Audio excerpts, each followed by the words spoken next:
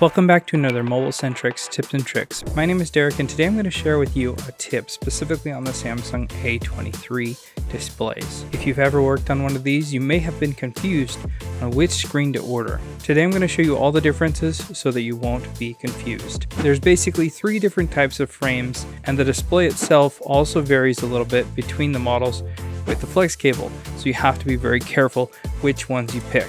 The first one that I want to talk about is the US version. If you look specifically at the camera area, you'll notice that it differs from the others. And on the flex cable, we have the letters A236U/B. Next to the camera area, it does not have the 5G antenna slot, like you'd see with the UW version, where the camera area is also different with that UW antenna slot on the left side of the frame.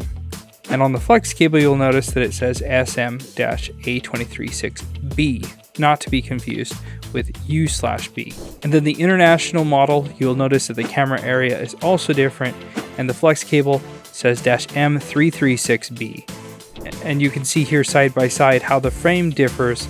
So it's critical that when you're working on this, you see those minute details because it will make a difference. It will not work. The frames aren't compatible and neither are the displays. So make sure when you're working on a Samsung A23, make sure you know which screen out of the choices you need to order so that you don't waste time on a repair. Leave questions and comments down below. Thanks a ton for watching. We'll see you in the next video.